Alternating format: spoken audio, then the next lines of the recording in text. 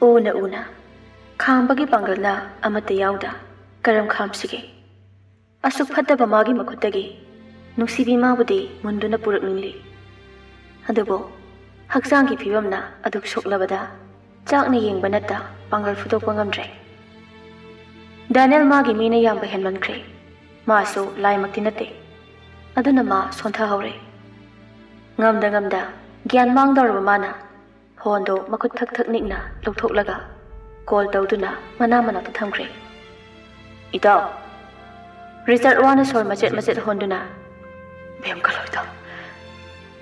kaloida Mana bem puduna chakre Aduga Kian adum mangkre Phone dagi Kayano haidubo Ha Itaw Hello Result Adabu takidre Result madi Gyan mangtuna adum taduna laikre Javelin hiptuna game sanarambadagi phuk hawatuna chenthorakli aduga magi bullet tu thoduna tholakli Gari manangdane Daniel na nungsigi makhutu phaduna thami Kaigina noina asyam phatisiba Thado piyo aibu thado Kamna haijari batu tabada Daniel ahoina tum noklakli Nungsi upai laita taibang mapobu mabuk ningakli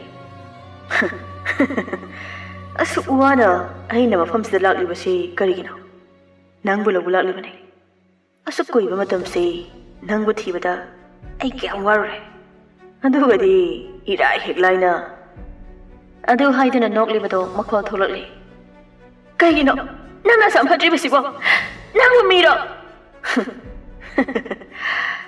Daniel nokna tabli magi mamaido nupi sigi mamai manakta naksilai aduga Nasara su phazaraga kamaina tumi lengam doino nangonda gaungnar padabani ne megi wakan khanba ngam da bas ha nangai gi nakta jaksila kana natadi nang natai kya chari nang ha aise adu haiduna maya launa kauduna noklakli noklambado chaplekre Makoina tongliba gari duna kham khibaduda Gari manungda tongliba mayamdo mamanglomda upsingebu tawbani Matawduda khoidau sawnina driver duda onsinduna mina ai gari khukhamlo phajana irenjana khamba yadabro driver du kina boss mangda gari ama khamjilakpoini ado haibadagi dana mamai du leiduna gari khamliba tomda yenglei nuksina su ure magi mataina bullet mathakta famduna leiribado Harauna gari thong hangduna kumthage tawbani phakre Daniel magi makhutuna bullet dagi javelin kumtharakli aduga makhoi gari adugi manakta letuna mixel duda kokok thinduna leiri adubu hangde matang duda police ki gari amaso thojilai aduga makhoi gi manakta khamkre aduga thong thilakpada upai lita Daniel sauna driver duda hairakli gari thoro gari start hector paga javelin thingna Driver rong ki mixer do makhuna amutang thinduna thugai rakle Gari de tongliba mayam do mangoda loina yengnare Javelin sawman kiduna manungda makhut thingjinduna thongkhang hangtore aduga driver do gi full collar do tap paiduna chingthorakle Police officer duna Daniel busu chingthokre Constable singduna so atai mayam do phajingkre Nungsisu phingna kumtharakduna matai gi manakta changle Javelin Inspector do sinduna Thank you sir Officer do nokota monoklamle aduga mayam dubu puduna chakre Javelin hojekta da masal do senduna result kim lokta jase asumna ani do result le horiba mafam da lakle nangdang wairam do ngan bana mayum da chokthana halakpada tap tai ke duna slip max dress ka setuna masanga do curly tawduna heels angang amasu tongi makhutta handbag amasu paiduna thek tuna stair dagi yam neiba saduna kumthari Nganba ubada chaplebi Mana khanbana nganba yumda halakhire haina khanbani adubo I paw amata pidana khanglak lakpa asida khangpre khangladuna tuition gi budawi nganba nupi sida yamna munna yenglei aduga chimbal na machin khatuna noklaga kaisa teba thoidu kina ka shu chalai taptai kere ga tholakli se chokham changna bagiro imanabi ki birthday se toba nganba Wangang ning draba kaino. Halaragi haraso ꯍꯜꯂꯛꯑꯅꯨ ꯑꯗꯨ ꯍꯥꯏꯔꯝꯗꯨꯅ ꯆꯠꯈꯤ ꯊꯣꯏꯗꯣ ꯁꯣꯔ ꯑꯃ ꯍꯣꯟꯗꯣꯛꯇꯨꯅ ꯁꯤꯔꯝꯅꯤꯗ ꯀꯩꯅꯣ ꯈꯪꯗꯦꯃꯤ food ꯐꯥ ꯍꯦꯛꯇ ꯐꯥꯎꯗꯣꯔꯛꯏꯁꯤꯕꯣ ꯇꯥꯟꯕꯩ ꯊꯥꯟꯕꯒꯤ ꯇꯥꯏꯞꯇ ꯇꯧꯋꯤ ꯇꯟꯖꯥꯗꯨꯗ ꯃꯈꯨꯠꯇ ꯄꯥꯏꯔꯤꯕ ꯕꯦꯒꯇꯨꯗꯒꯤ ꯐꯣꯟꯒꯤ ꯔꯤꯡ ꯈꯤꯡꯂꯛꯄꯗꯨꯗ ꯁꯨꯒꯠꯂꯝꯕ ꯁꯛꯇꯝꯗꯣ ꯃꯥꯡꯈ꯭ꯔꯗꯨꯅ ꯃꯣꯃꯣꯟ ꯇꯧꯗꯨꯅ ꯐꯣꯟꯗꯣ ꯂꯧꯊꯣꯛꯇꯨꯅ ꯄꯥꯏꯈꯠꯂꯤ ꯍꯜꯂꯣ ꯉꯥꯏꯔꯦꯅꯦ ꯀꯩꯗꯧꯔꯤꯒꯦ ꯍꯧꯖꯤꯛꯐꯥꯎ ꯊꯣꯛꯂꯛꯇ꯭ꯔꯤꯁꯤꯕꯣ ꯍꯣꯏ ꯕꯥ ꯊꯣꯛꯂꯛꯑꯕꯅꯦꯕ ꯑꯗ ꯑꯃꯗꯣ ꯐꯨꯠ ꯐꯥꯎꯖꯤꯜꯂꯛꯇꯅ ꯑꯗꯨꯗꯤ ꯀꯃꯥꯏ ꯇꯧꯕ ꯊꯣꯏ ꯎꯁꯤꯠꯇꯅ ꯅꯣꯛꯇꯨꯗ ꯃꯥ ꯂꯥꯛꯂꯒ ꯀꯩꯗꯧꯔꯒꯦ ꯀꯩꯗꯧꯕꯩ ꯊꯣꯛꯂꯛꯑꯣꯏꯗꯣꯏꯅꯣ ꯍꯥꯏꯅ ꯊꯣꯛꯂꯛꯂꯦ ꯒꯦꯠ ꯍꯥꯡꯗꯣꯛꯄꯗ ꯊꯥꯔ ꯑꯃ ꯈꯥꯝꯗꯨꯅ ꯂꯩꯔꯤꯕꯗ ꯎꯕꯗ ꯏꯔꯥꯡ ꯃꯤꯅꯣꯛ ꯑꯃ ꯅꯣꯛꯇꯨꯅ ꯒꯦꯠ ꯋꯥꯛ ꯆꯠꯄꯒꯨꯝ ꯊꯦꯛꯇꯨꯅ ꯂꯥꯛꯂꯦ ꯅꯨꯄꯥꯗꯨꯁꯨ ꯃꯥꯕꯨ ꯎꯕꯗ ꯀꯨꯝꯊꯔꯛꯇꯨꯅ ꯊꯣꯡ ꯍꯥꯡꯗꯣꯛꯄꯤꯔꯤ ꯅꯨꯄꯥꯁꯤ ꯄꯪꯋꯥꯡ ꯋꯥꯡꯕ ꯅꯨꯄꯥ ꯑꯃꯗꯤ ꯅꯠꯇꯦ ꯑꯗꯨꯃꯛꯄꯨ ꯃꯁꯥꯗꯣ ꯐꯅꯗꯤ ꯎꯏ ꯐꯣꯔꯃꯦꯜ ꯗ꯭ꯔꯦꯁ ꯁꯦꯠꯂꯤ ꯌꯦꯡꯕꯗ ꯆꯤꯡꯂꯦꯝꯕ ꯅꯨꯄꯥ ꯑꯃꯗꯤ ꯃꯥꯜꯂꯤ ꯀꯌꯥ ꯑꯍꯜꯁꯨ ꯃꯥꯟꯗꯦ ꯊꯣꯏ ꯒꯥꯔꯤꯗ ꯀꯥꯈꯠꯈ꯭ꯔꯦ ꯅꯨꯄꯥꯁꯤꯁꯨ ꯗ꯭ꯔꯥꯏꯚꯔ ꯁꯥꯏꯗꯇ ꯂꯥꯛꯇꯨꯅ ꯒꯥꯔꯤ ꯊꯧꯕ ꯍꯧꯔꯦ ꯃꯈꯨꯠꯇꯨꯅ ꯂꯥꯝꯗꯨꯅ ꯅꯨꯄꯤꯁꯤꯒꯤ ꯃꯈꯨꯠꯇꯣ ꯂꯥꯝꯗꯨꯅ ꯄꯥꯏ ꯑꯗꯨꯒ ꯊꯣꯏꯅ ꯑꯩꯁꯦ ꯅꯪꯉꯣꯟꯗ ꯂꯩꯖꯔꯝꯂꯗꯤ ꯀꯌꯥꯝ ꯅꯨꯡꯉꯥꯏꯅꯤ ꯅꯨꯄꯥꯗꯨꯁꯨ ꯅꯣꯛꯇꯨꯅ ꯅꯪꯅ ꯅꯌꯨꯝ ꯄꯔꯄ ꯄꯥꯟꯈ꯭ꯔꯦ ꯅꯪ ꯍꯧꯔꯣꯏ ꯃꯇꯥꯒꯨꯝ ꯅꯨꯄꯥꯅꯤꯅ ꯄꯨꯡ 12 ꯁꯨꯞꯂꯒ ꯂꯩꯕ ꯅꯨꯄꯥꯁꯤꯗ ꯍꯧꯖꯤꯛꯇ ꯅꯤꯡꯉꯝꯂꯛꯇ꯭ꯔꯦ ꯍꯧꯖꯤꯛꯁꯨ ꯃꯇꯝ ꯂꯩꯔꯤ ꯀꯩꯗꯧꯔꯒꯦ ꯅꯪꯅꯕꯨ ꯌꯥꯔꯗꯤ ꯉꯁꯤꯃꯛ ꯅꯪꯕꯨ ꯄꯨꯗꯨꯅ ꯆꯠꯂꯁꯨ ꯑꯩꯗꯤ ꯉꯝꯅꯤ ꯊꯣꯏ ꯏꯔꯥꯡ ꯃꯤꯅꯣꯛ ꯅꯣꯛꯇꯨꯅ ꯇꯞꯅ ꯆꯪꯁꯤꯟꯗꯨꯅ ꯅꯨꯄꯥꯁꯤꯒꯤ ꯄꯥꯝꯕꯣꯝꯅ ꯉꯥꯗꯨꯅ ꯑꯩꯁꯨ ꯅꯪꯒꯤꯗꯃꯛ ꯂꯦꯞꯂꯤꯁꯤꯗꯤ ꯑꯗꯣ ꯍꯧꯖꯤꯛ ꯐꯥꯎꯒꯤ ꯑꯣꯏꯅꯗꯤ ꯃꯗꯨ ꯌꯥꯈꯤꯔꯣꯏ ꯑꯩ ꯃꯈꯣꯏꯒꯤ ꯃꯃꯥꯁꯦ ꯍꯥꯠꯂꯝꯈꯤꯒꯦ ꯀꯤꯖꯔꯦꯗ ꯁꯤ ꯄꯨꯝꯅꯃꯛꯁꯦ ꯅꯪꯒꯤꯗꯃꯛꯇꯅꯤ ꯑꯁꯨꯝꯅ ꯑꯅꯤꯗꯣ ꯍꯣꯇꯦꯜ ꯑꯆꯧꯕ ꯑꯃꯗ ꯂꯥꯛꯂꯤ ꯃꯈꯣꯏꯅ ꯌꯧꯁꯤꯜꯂꯛꯄꯗ ꯅꯨꯄꯤ ꯅꯨꯄꯥ ꯈꯔꯁꯨ ꯂꯩꯔꯝꯃꯤ ꯑꯍꯜꯗꯤ ꯑꯃꯠꯇꯕꯨ ꯌꯥꯎꯗꯦ ꯅꯍꯥ ꯉꯥꯛꯇꯅꯤ ꯃꯈꯨꯠꯇ ꯋꯥꯏꯟ ꯒ꯭ꯂꯥꯁ ꯑꯃꯃꯝꯁꯨ ꯄꯥꯏꯔꯤ ꯈꯔ ꯑꯃꯗꯤ ꯖꯒꯣꯏꯕꯨ ꯁꯥꯕ ꯍꯧꯔꯝꯂꯦ ꯈꯔ ꯑꯃꯅ ꯉꯥꯎꯗꯨꯅ ꯂꯩꯔꯤ ꯃꯈꯣꯏ ꯑꯅꯤ ꯎꯕꯗ ꯅꯨꯄꯥ ꯑꯃ ꯆꯪꯁꯤꯜꯂꯛꯇꯨꯅ ꯍꯥꯏ ꯊꯣꯏ ꯅꯪꯗꯤ ꯐꯖꯔꯝꯃꯦ ꯃꯧ ꯑꯣꯏꯔꯒ ꯍꯦꯟꯅ ꯐꯖꯕ ꯍꯦꯜꯂꯕ ꯀꯩꯅꯣꯝ ꯇꯧꯔꯦ ꯀꯥꯏꯗꯤ ꯐꯖꯕꯅꯣꯗ ꯅꯨꯄꯥꯗꯣ ꯑꯇꯣꯞꯄ ꯅꯨꯄꯥꯗꯨꯗ ꯑꯣꯟꯁꯤꯟꯗꯨꯅ ꯅꯣꯡꯒ꯭ꯔꯦꯟ ꯈꯣꯝꯕ ꯅꯪꯗꯤ ꯂꯥꯏꯕꯛ ꯁꯥꯊꯤꯅ ꯐꯔꯦꯀꯣ ꯑꯁꯨꯛ ꯐꯖꯕ ꯅꯨꯄꯤꯁꯤꯒ ꯄꯥꯔꯠꯅꯔ ꯑꯣꯏꯅꯕ ꯂꯥꯛꯂꯤꯕꯁꯦ ꯅꯣꯡꯒ꯭ꯔꯦꯟ ꯈꯣꯝꯕ ꯅꯣꯛꯇꯨꯅ ꯑꯧ ꯅꯨꯄꯤ ꯑꯃꯅ ꯃꯈꯣꯏꯒꯤ ꯃꯅꯥꯛꯇ ꯆꯪꯂꯛꯇꯨꯅ ꯃꯈꯨꯠꯇ ꯄꯥꯏꯔꯛꯄ ꯋꯥꯏꯟ ꯒ꯭ꯂꯥꯁ ꯑꯅꯤꯗꯣ ꯃꯈꯣꯏ ꯑꯅꯤꯗ ꯄꯤꯔꯛꯏ ꯃꯈꯣꯏ ꯑꯅꯤꯁꯨ ꯂꯧꯗꯨꯅ ꯊꯣꯏꯅ ꯑꯩꯈꯣꯏꯅ ꯏꯊꯦꯡꯕꯨ ꯊꯦꯡꯂꯕ ꯃꯥꯜꯂꯤꯅꯦ ꯃꯥꯟꯕ ꯅꯠꯇꯦ ꯊꯦꯡꯂꯤꯅꯦ ꯅꯌꯨꯝꯗ ꯀꯩꯗꯧꯔ ꯂꯩꯒꯦꯕ ꯅꯪ ꯌꯥꯗ ꯇꯧꯔꯤꯅꯦ ꯑꯍꯜ ꯑꯅꯤꯗꯨꯒꯤ ꯁꯦꯕꯥ ꯑꯃꯨꯛ ꯇꯧꯔꯒ ꯂꯩꯔꯨꯔꯤꯅꯤ ꯍꯥꯠꯀꯦ ꯍꯥꯠꯇꯣꯛꯈ꯭ꯔꯣ ꯑꯗꯨ ꯌꯥꯝ ꯌꯦꯠꯂꯒ ꯂꯩꯗꯧ ꯁꯔꯨꯛꯄꯨꯗꯤ ꯃꯇꯥꯡ ꯆꯥꯕ ꯉꯥꯏꯔꯤꯕꯅꯦ ꯑꯩꯒꯤꯁꯦ ꯃꯇꯥꯡ ꯃꯇꯝ ꯆꯥꯔꯀꯥꯟꯗ ꯃꯊꯪ ꯂꯃꯟ ꯈꯨꯝꯂꯛꯈꯤꯅꯤ ꯅꯨꯄꯤꯁꯤꯁꯨ ꯅꯣꯛꯄꯗ ꯑꯃꯨꯛ ꯅꯣꯛꯂꯛꯂꯤ ꯑꯁꯨꯝꯅ ꯃꯈꯣꯏ ꯑꯅꯤꯁꯨ ꯆꯪꯂꯛꯂꯤ ꯅꯣꯡꯒ꯭ꯔꯦꯟ ꯈꯣꯝꯕꯅ ꯊꯣꯏꯒꯤ ꯃꯈ꯭ꯋꯥꯡꯗ ꯀꯣꯟꯗꯨꯅ ꯃꯌꯥꯝ ꯖꯒꯣꯏ ꯁꯥꯔꯤꯕ ꯑꯗꯣꯝꯗ ꯄꯨꯁꯤꯟꯈ꯭ꯔꯦ ꯂꯩꯍꯤꯒ ꯑꯇꯣꯞꯄ ꯅꯨꯄꯤ ꯑꯃꯒ ꯁꯨꯇꯤꯡ ꯇꯧꯔꯤꯕꯅꯤ ꯍꯥꯏꯗꯅ ꯑꯦꯛꯇꯤꯡ ꯇꯧꯗꯨꯅ ꯄꯥꯛꯇꯨꯗ ꯂꯩꯔꯤ ꯑꯇꯣꯞꯄ ꯑꯃꯗ ꯃꯈꯣꯏꯅ ꯀꯦꯃꯦꯔꯥ ꯄꯥꯏꯕꯒꯨꯝꯁꯨ ꯇꯧꯗꯨꯅ ꯂꯩꯗꯨꯅ ꯂꯩꯔꯤ ꯑꯗꯨꯒ ꯑꯇꯣꯞꯄ ꯑꯃꯅ ꯑꯆꯥꯄꯣꯠ ꯆꯦꯔꯪ ꯑꯃ ꯄꯥꯏꯗꯨꯅ ꯗꯤꯔꯦꯛꯇꯔ ꯑꯃꯒꯨꯝ ꯂꯦꯞꯂꯤ ꯆꯦꯔꯪ ꯄꯥꯏꯕ ꯅꯨꯄꯤꯗꯨꯅ ꯃꯈꯨꯠꯇꯨꯒ ꯇꯧꯗꯨꯅ ꯀꯠ ꯑꯦꯛꯇꯤꯡ ꯇꯧꯔꯝꯕ ꯑꯅꯤꯗꯣ ꯆꯞ ꯂꯦꯞꯈ꯭ꯔꯦ ꯑꯗꯨꯒ ꯗꯤꯔꯦꯛꯇꯔꯗꯨꯗ ꯌꯦꯡꯂꯛꯂꯤ ꯗꯤꯔꯦꯛꯇꯔ ꯑꯗꯨꯅ 2012ꯗ ꯀꯥꯏꯗꯧꯔꯕ ꯄ꯭ꯔꯤꯊꯤꯕꯤꯁꯤꯒꯤ ꯃꯇꯥꯡꯗ ꯈꯔꯁꯨ ꯁꯨꯒꯥꯏꯅ ꯉꯥꯡꯁꯦ ꯑꯗꯨꯅ ꯐꯤꯂꯝ ꯑꯁꯤꯒꯤ ꯐꯖꯕ ꯃꯇꯥꯡ ꯑꯣꯏꯒꯅꯤ ꯑꯦꯛꯇ꯭ꯔꯦꯁ ꯑꯇꯣꯞꯄꯗꯨꯅ ꯄꯥꯔꯐ꯭ꯌꯨꯝꯒꯤ ꯑꯦꯗꯚꯔꯇꯥꯏꯁꯇꯨ ꯈꯔ ꯇꯧꯁꯤ ꯃꯁꯤꯅ ꯃꯤꯌꯥꯝꯅ ꯍꯦꯟꯅ ꯄꯥꯝꯅꯕ ꯐꯤꯂꯝ ꯑꯃ ꯑꯣꯏꯒꯅꯤ ꯂꯩꯍꯤꯅ ꯅꯣꯏꯅ ꯐꯅꯤ ꯍꯥꯏꯕꯗꯣ ꯇꯧꯁꯤ ꯑꯩꯗꯤ ꯏꯁꯇꯥꯔꯅꯤꯅ ꯃꯤꯌꯥꯝꯅ ꯏꯄꯥꯝ ꯄꯥꯝꯅꯗꯧ ꯂꯩꯔꯕꯅꯤ ꯑꯗꯨꯒ ꯂꯨꯔꯤꯕ ꯑꯃꯅ ꯍꯦꯔꯣ ꯑꯣꯏꯗꯧꯕ ꯅꯨꯄꯥꯗꯣ ꯍꯧꯖꯤꯛ ꯐꯥꯎꯕ ꯂꯥꯛꯇ꯭ꯔꯤꯕꯁꯤꯅꯤ ꯗꯤꯔꯦꯛꯇꯔ ꯑꯗꯨꯅ ꯂꯥꯛꯂꯅꯤ ꯌꯧꯔꯛꯇꯧꯔꯦ ꯍꯥꯏꯅ ꯑꯩꯉꯣꯟꯗ ꯀꯣꯜ ꯇꯧꯔꯛꯑꯝꯃꯕꯅꯤ ꯀꯦꯃꯦꯔꯥꯃꯦꯟꯗꯨꯅ ꯍꯦꯔꯣꯅꯤꯅ ꯄ꯭ꯔꯣꯖꯦꯛ ꯑꯃꯠꯇ ꯃꯇꯝ ꯆꯥꯅ ꯂꯥꯛꯇꯦ ꯃꯥꯇ ꯉꯥꯏꯅꯕꯗ ꯊꯦꯡꯕꯅꯦꯕ ꯑꯥꯔꯇꯤꯁꯁꯤꯡꯁꯦ ꯑꯗꯨꯒ ꯑꯇꯣꯞꯄ ꯑꯃꯗ ꯌꯦꯡꯗꯨꯅ ꯍꯦꯔꯣꯏꯟꯒꯤ ꯃꯦꯀꯞꯁꯤ ꯔꯤꯇꯁ ꯑꯝꯇ ꯇꯧ ꯅꯨꯄꯤ ꯑꯃ ꯄ꯭ꯔꯄ꯭ꯔꯞ ꯂꯥꯛꯇꯨꯅ ꯃꯈꯨꯠꯇ ꯄꯥꯏꯔꯛꯄ ꯂꯩꯗꯨꯅ ꯍꯦꯔꯣꯏꯟꯒꯤ ꯃꯃꯥꯏꯗ ꯄꯣꯞ ꯊꯥꯏ ꯍꯦꯔꯣꯗꯨꯅ ꯂꯥꯛꯂꯒ ꯃꯦꯀꯞ ꯄꯥꯝꯃꯤ ꯄꯥꯝꯗꯦ ꯅꯤꯡꯉꯥꯏ ꯑꯃꯨꯛ ꯇꯧꯔꯗꯣꯏꯅꯤ ꯁꯤꯅ ꯇꯧꯔꯤꯕꯁꯤꯡꯗꯣ ꯕꯦꯂꯦꯛ ꯇꯨꯃꯤꯟꯅ ꯌꯦꯡꯗꯨꯅ ꯂꯩ ꯐꯣꯟꯗꯨ ꯂꯧꯊꯣꯛꯇꯨꯅ ꯂꯩꯍꯤꯒꯤ ꯃꯇꯧꯗꯣ ꯚꯤꯗꯤꯑꯣ ꯅꯝꯂꯤꯉꯩ ꯂꯩꯍꯤꯅ ꯎꯠꯊꯣꯛꯈ꯭ꯔꯗꯨꯅ ꯍꯦꯔꯣ ꯂꯥꯛꯑꯦ ꯍꯥꯏꯅ ꯆꯦꯟꯁꯤꯜꯂꯛꯂꯦ ꯑꯗꯨꯒ ꯃꯈ꯭ꯋꯥꯡ ꯃꯦꯠꯇꯨꯅ Hinaguli amatasu purakdana sida laklisi kaigino. Adobo atopo wahang oina tawrei. Chak chadrina kaige. Adudi guli piro. Belik nupi sibu makut paiduna khara chatholaga fami aduga chak charabo. Chadrida kaige. Ipure belaktana aina kamaina chak chadunu. Andudi ipure biyautana nang chak chadre. Nangi reina bi amabu hundoktuna thanamlaga nangna kanai nupi gi manaktunoba no hek ngalmadagi numita phau leiri base. Hairo bendaba singdo. Aingonda angawini manam namthi adagi motli kaina nganglaroidro. Handakti belik nongla khitre munna yamna munna yengduna laikre. Masamsu hate mamai su motli makusu motli haina nganglaroidro. Makudu thangzindana uli.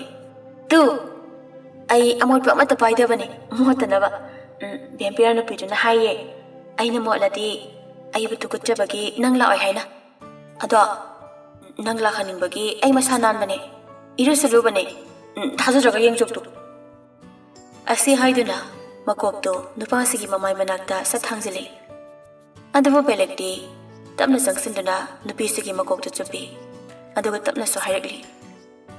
Nangna motlasu. Nangi nakuta afattaba kaya ama dairabasu ai hangkoide. Nangna mamai motlasu. Ai nambu tukutjade. Nangna manam namthirabasu ai hangkoiba phaude. Nangna angawbi oirasu ai nangbu adum nungsi. Dayaina nangbu adum nungsikhibada nang kaurabo. Nangna iruluzaba masananbadudi yam phai. Adabu nangi athiba sakdam amot pana kutuda aina tukutjagani haibadudi nang khangana. Nangi da magne aina hinglibase ai amukhana nangbu thina nganglara. Aduga khangmana tilahi noktuna magi haifam thokpa dum hairi. Aduga ko dayaina pirakpani haina hinjang hausu pijai moina aina ne hauna chathokpa. Amuk peduna aduga moina so ai phuiba. Dayaina laklinge moi mayam du phuramo. Aina cheda moigi maming iraga loi thamabani. Ando haiduna che machet ama puthori. Foriki foketagi. Belik lauduna yengi karisu iramde madu ubata belik to nokmi. Dayaina loi phuduni makhoi singse. Aduga go napana so engonda karan daiba. Kana napana. Doctor Thoiramana. Belik amuka hen nolakli. Kaigi made aigi Thoibida karan daiba. Daya ilay haiba kauba saima. Khangni makut thudekeba. Lahi makut kuba ani do khuduna harauna nolakli. Tanjana da ngan lo yausilakli. Ani dugi matau du yengduna lairi. Ani dudi maga ubanate. Jakso matam chana chagadabani. Makhoin hek pirakpa khudingi ningai tawduna chaw hairaga jaksu chade. Nang dayana haiba inde. Daya udabatuda chaningdabagini. Ngasai uridudi. Ngasai yo uridudi. Andudi khitangdwa Thoibi. Nang aigi nakta sum layoba. Andudi ai moina haibadu lo yageba. Thoibi. Kakona sai. Dayai nugaite. Moina phubasu nangdi urammo. Kokta su thaduna phui moina. Belik mamit ingangang sina lehigi makhutta paiduna. Kaigi moidi. Kaigi aigi Thoibida phuriba. Moina fubada yam nai. Belik upai lida kablakli. Mayumda puba sungamda. Mafam sida adam laiduna sanaba sungamda. Thawai changna kablakli. Lahida nungsina yengduna. Ivani puna sikrasya. Lahi khangjada. Ai thanda sikraga nang siaudradi nang migi oikhini. Thoibi. Lahi hakam chalakli. Daya, ai tumninge. Belik nupi sibu magi tampakta hifali. Aduga makokta tabli nanduna. Tamo. Ai nahugalakpada nang chatlonganu ko. Lahi mamit oisingkri. Ngahaki matong tungkri. Hanagum belik. Lahigi makuta lamduna mayana ahumlak kakakji. Aduga makokta manam ahumlak nami. Asoyangam yautna. Dahil ako ngayon ko. Madu haiduna nupisibu thangkatuna hawalakpada ngan leplibado hek urure chap leptuna leiri ngan bana ma thamoro aduga ibani wari sase belik khomnatre makokto talup nomlamduna chakre ngan mafamduda famduna lehori minute mangagi madong tapli magi manakta leplare belikto pham belik ngan bagi manakta famtharakle noy ani gi wari ai loina khangle adubu nangna saklotuna mafamsida lakpagi maram ai khangbu pami aduga kaigidamak nangi mingsi belik kauribano purel haibasiga belik haibasiga ani sigi warisi ai khangni belik khumlaktre kaigino pangdaba magum lairibade belik adu sukhamde nangna ikhoi mayamgi mangda lahibu nungsidaba sarabasu nangi thamoida mabu nushiribado hanthade haiba ai khangi Bidiado, ay maruka khangnabani. Handakti belik tapna. Mane, ay purene. Nakoy mayam ki puren. Ngan ba, wa marak thalakte. Ngangnang libado nganghalage khallaba mali. Belik so second khar tumi leiramnaba matung. Tabli magi arot pumba haidore. Interview da kaida. Dio Thoibi masana pa ani le. Ahangduna dane. Aduga atombaduna Purel haibadi adum khangnare babana haibadaki adubu masakti nongta utkite babaga naknaba khara natana khangde taminang hek amung lei aduga aigi thoibina wakhang tadana lei haibadumadi khangkhre aigi imungna adubu layeng li haibasimadi khangde khanghanbasu aina pamkhide aigi family na khanbadi lairabani Naumagi khara phangba selduna chahanaba hulibane aduna layang bangam loi khanbane adna pharak larai khandana harauna sunokbane asam leiringai sargi madam nungsi amuk thengnabane aigi thoibi kannaba hotnabada ai mi oye mabu awaba pirani haiduna yang wakhibane adubo sarnadi sargi madam solakpada sargi ikhutmakna dandi piba ngamkine aduga medambu senaba sungamkini sargi manakta nakna satpo oibana aduga egi thoibidi egi nakta sulaiti aduga manaw amana karamna egi iyamba maktada dandi piba ngamgane kapningba khangba oina sor amuktang honthai aduga yengbada yengningba phongna yengba ngamtaba aduna maram oiduna ai belik oikhibane Mana ay ubada haraw budaso ay manghaningda tina ngang bibane ay na sister Bidiada section na mabo shanahan mane mana Thoibi gi paw adum piri aduna mana kari tawri haiba ay loi khangi ngan bo hanga madi hangle sida thamli basina kanana ay na ne ngan betumena belik reaction do yenglakle Aina mabo, pana na thaina bo honarabasu. Ai ngamtre. Maramasina ai. Mahausa ko mangonda. Nungsiba mai nungsi pumnamak haithabane. Andawa nganbada yamna sona yenglaktuna. Sir na nungsibiduna. Kana amataga. Ai Thoibiga unahanbigana. Magi ima baba natana. Kana amata. Nganba mamondawna. Aina nangina teng soidina pangane. Aduga ikoina leibasa patient singbu phan ge haibagi asadani makhoi bu safe oinaba thambana aikoi gi thawni adubo maga ningthina loinabiyo hoi sir kawano nayamba magum khalo aduna tamo ko hoi tamo phare pungsi ju thengi nangso yumda handuna ningthina potha jawro hoi sir haidi haikre adubo masidi lengda baduda ngano mo monolakle tum hagolakpada leiramu haikibadada ma hanba ngamdre haibasu nganba khangladuna magi ningai do phone torlaga themo thenglaga hanjinbasu phate hausi matamse yam phatrabani belik to ikai minok amanok lamduna hawatkre mana thokhibado yang hawi nganba adudagi magi phone do lokthokduna number amada call torkle payak laroda boining bani adabo sungta hek thajadaba maongda hello ꯉꯥꯟꯕ ꯃꯃꯣꯟ ꯇꯧꯗꯨꯅ ꯃꯤꯀꯨꯞ ꯈꯔ ꯂꯩꯔꯤ꯫ Hello, ꯀꯅꯥ ꯑꯣꯏꯕꯤꯔꯕꯅꯣ? ꯉꯥꯟꯕ ꯉꯛꯇꯦ, number ꯁꯤꯜꯂꯒꯅꯤ ꯇꯧꯔꯤꯕꯗꯣ, ꯑꯗꯨꯅꯗꯤ ꯄꯥꯏꯔꯛꯄ ꯇꯥꯕꯅꯤ꯫ ꯅꯨꯄꯥꯁꯤꯁꯨ ꯅꯨꯄꯤꯁꯤꯒꯤ ꯅꯝꯕꯔꯁꯤ ꯀꯗꯥꯏꯗꯒꯤꯕꯨ ꯊꯤꯕꯅꯣ? ꯑꯣꯟꯊꯣꯛ ꯍꯩꯅꯕꯨ ꯊꯤꯈ꯭ꯔꯦ꯫ ꯅꯨꯡꯁꯤ, ꯈꯣꯟꯖꯦꯜꯗꯤ ꯍꯥꯏꯔꯞ ꯆꯤꯡꯅꯩ, ꯑꯗꯨꯕꯨ ꯃꯤꯡꯒꯧꯁꯤꯗꯤ ꯑꯣꯟꯅꯔꯦ꯫ ꯑꯗꯨꯅ ꯏꯆꯝ ꯆꯝꯊꯣꯛꯅ, ꯍꯥꯎ, ꯀꯅꯥꯅꯣ? ꯆꯥꯛ ꯆꯥꯔꯕꯣ? ꯀꯅꯥꯅꯣ ꯍꯥꯏꯕꯅꯤꯅꯦ, ꯃꯤꯅ ꯍꯪꯕꯗꯤ ꯈꯨꯝꯗꯦ, ꯅꯪꯅ ꯊꯣꯛꯄ ꯑꯃ ꯍꯪꯗꯅ ꯂꯩ꯫ ꯅꯠꯇꯦ, ꯅꯪꯕꯨ ꯉꯥꯎꯕ꯭ꯔꯣ? ꯍꯣꯏ, ꯑꯩꯁꯦ ꯑꯉꯥꯎꯕꯅꯤ꯫ ꯍꯣ, ꯑꯉꯥꯎꯕ ꯑꯣꯏꯔꯒꯅ ꯀꯣꯜꯁꯦ ꯑꯉꯥꯎꯕꯤ ꯑꯃꯗ ꯍꯦꯛ ꯇꯧꯔꯣ꯫ ꯑꯩꯗꯤ ꯑꯉꯥꯎꯕꯤ ꯅꯠꯇꯕꯅꯤꯅ ꯊꯝꯃꯒꯦꯅꯦꯀꯣ꯫ ꯕꯦꯝ, ꯉꯥꯏꯈꯣ, ꯍꯟꯗꯛꯇꯤ ꯆꯞ ꯂꯦꯞꯈ꯭ꯔꯦ ꯅꯨꯡꯁꯤ꯫ ꯃꯃꯤꯠꯇꯣ ꯏꯉꯥꯡ ꯉꯥꯡꯁꯤꯜꯂꯛꯂꯦ, ꯈꯣꯟꯖꯦꯜ ꯑꯣꯟꯅ, ꯅꯪ ꯀꯅꯥꯅꯣ?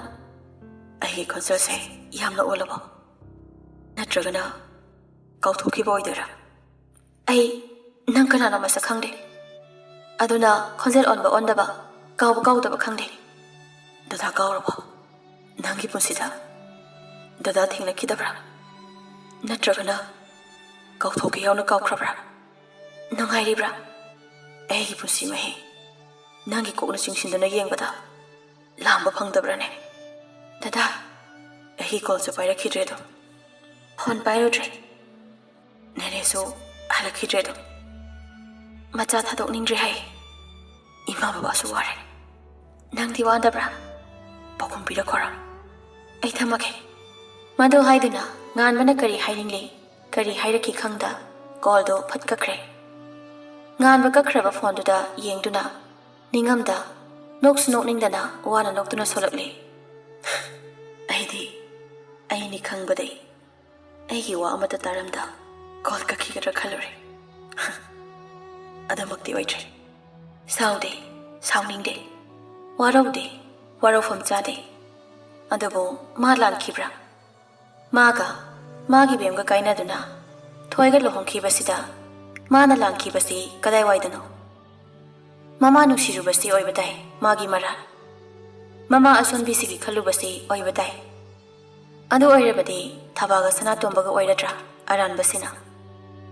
ꯃꯈꯣꯏꯒꯤ ꯃꯔꯥꯜ ꯍꯥꯏꯔꯒꯅ ꯄꯪꯂꯨꯕꯁꯤ ꯑꯣꯏꯕ ꯇꯥꯏ꯫ ꯍꯣꯏ, ꯆꯨꯝꯃꯤ, ꯃꯈꯣꯏ ꯑꯅꯤ ꯌꯥꯝ ꯄꯪꯂꯨꯔꯦ꯫ ꯃꯤ ꯑꯃꯕꯨ ꯑꯐꯕꯇ ꯈꯟꯗꯨꯅ ꯂꯣꯏꯅꯕꯁꯤ ꯑꯆꯨꯝꯕ ꯑꯣꯏꯔꯝꯗ꯭ꯔꯦ꯫ ꯃꯤ ꯑꯃ ꯊꯦꯡꯅꯕ ꯃꯇꯝꯗ ꯐꯠꯇꯕ ꯖꯒꯥ ꯍꯥꯟꯅ ꯊꯤꯕ ꯑꯃ ꯃꯊꯧ ꯇꯥꯔꯝꯂꯦ꯫ ꯃꯁꯤꯁꯨ ꯏꯆꯝ ꯆꯝꯖꯕꯤ ꯊꯕꯥꯅꯗꯤ ꯈꯪꯂꯨꯗ꯭ꯔꯦ꯫ ꯄꯨꯝꯅꯃꯛꯁꯤꯅ ꯃꯔꯝ ꯑꯣꯏꯗꯨꯅ ꯉꯁꯤꯗꯤ ꯋꯥꯅ ꯈꯥꯡꯂꯦ꯫ ꯋꯥꯔꯕꯁꯨ ꯋꯥꯏ ꯍꯥꯏꯐꯝ ꯂꯩꯇ꯫ ꯃꯥ ꯃꯁꯥꯁꯤꯅ ꯃꯤ ꯈ꯭ꯋꯥꯏꯗꯧꯅ ꯗꯤꯛ ꯗꯤꯛ ꯂꯥꯎꯕ ꯅꯨꯄꯤ ꯑꯃ ꯑꯣꯏꯔꯝꯂꯕꯗꯤ ꯑꯁꯨꯛ ꯊꯤꯅꯁꯨ ꯋꯥꯔꯝꯂꯣꯏ꯫ ꯑꯗꯨꯒ ꯉꯥꯟꯕ ꯃꯥꯅꯁꯨ ꯃꯃꯥꯒꯤ ꯃꯥꯌꯣꯛꯇ ꯈꯣꯡꯊꯥꯡ ꯑꯃ ꯊꯥꯡꯖꯤꯟꯕ ꯉꯝꯂꯝꯒꯅꯤ꯫ ꯑꯗꯨꯒ ꯃꯈꯣꯏ ꯏꯃꯨꯡ ꯋꯥꯔꯤꯕꯁꯤ ꯊꯣꯏꯒꯤ ꯏꯃꯨꯡ ꯅꯨꯡꯉꯥꯏꯒꯗ꯭ꯔꯥ? ꯌꯦꯡꯁꯤ ꯃꯈꯣꯏꯁꯨ꯫